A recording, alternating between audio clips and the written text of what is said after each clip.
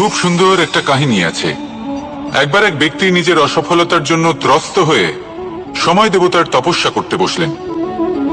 উনি তপস্যা করলেন এবং সময় দেবতা প্রসন্ন হলেন, মানুষের রূপ ধারণ করে ওনার সামনে প্রকট হলেন।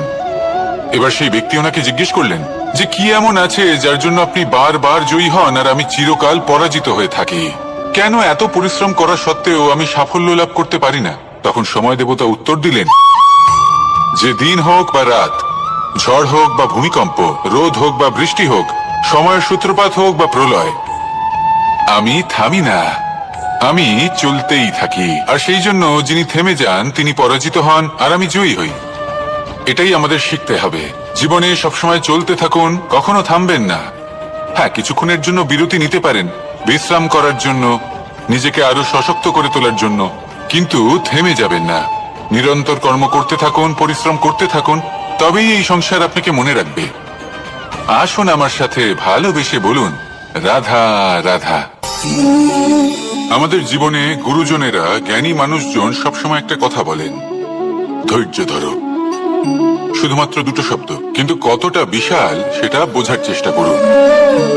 ছোট একটা অস্ত্র হাতে নিন এবং একটা বিশাল পর্বতে নিরন্তর প্রহার করতে থাকুন, ধৈর্য ধরে সেই কাজ করতে থাকুন। এমন একদিন আসবে এই বিশাল পর্বতে আপনি একটা পথ তৈরি করবেন। কোনো ধনুর্ধর যখন নিজের বিদ্যা অর্জন করেন তখন তাকেও ধৈর্য ধরতে হয়, তার নিজেকে সময় দিতে হয়, তবেই সে ধনুর্বিদ্যা শিখতে পারে। সেইভাবে আমাদের জীবনেও ধৈর্য ধরার খুব প্রয়োজন। পরিবারে ধৈর্য রাখতে পারলে তাহলে আস্তে আস্তে দেখবেন প্রেম বৃদ্ধি পাচ্ছে। সমাজে যদি ধৈর্য রাখতে পারেন তাহলে আস্তে আস্তে এই সমাজ আপনাকে সম্মান করবে। যদি নিজের জীবনে ধৈর্য রাখতে পারেন তাহলে নিজে থেকেই আত্মবিশ্বাস বাড়বে, নিজের বিকাশ হবে।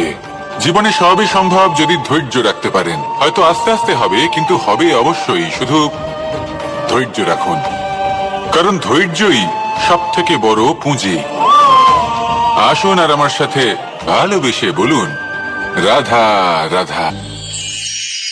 আমাদের জীবনে যখনই আমরা কোনো বড় দায়িত্বের সম্মুখীন হই তখন আমরা তার থেকে দূরে পালাই আর এই অজুহাত দিই যে না না, এত বেশি ভার বহন করার যোগ্যতা আমার নেই, আমি করতেই পারবো না।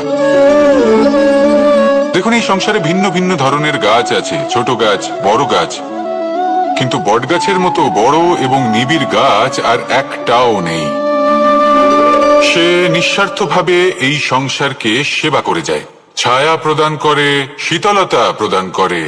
আর যখন এমন সময় আসে যখন তার উপর বোঝা অত্যন্ত বেড়ে যায়, সে কিন্তু কোনোভাবেই ভেঙে পড়ে না।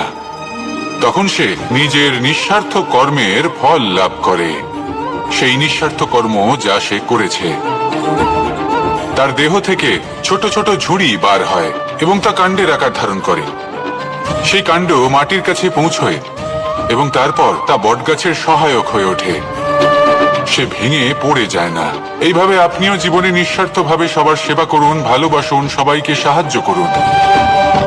যেদিন আপনার উপর বোঝা অত্যন্ত বেড়ে যাবে সেদিন এই সব মানুষ আপনাকে সাহায্য করার জন্য আসবেন, আপনার শক্তি হয়ে উঠবেন, আর আপনি বটগাছের মতোই মহান এবং বিশাল হয়ে উঠবেন। আসুন আর আমার সাথে ভালোবেসে বলুন রাধা রাধা।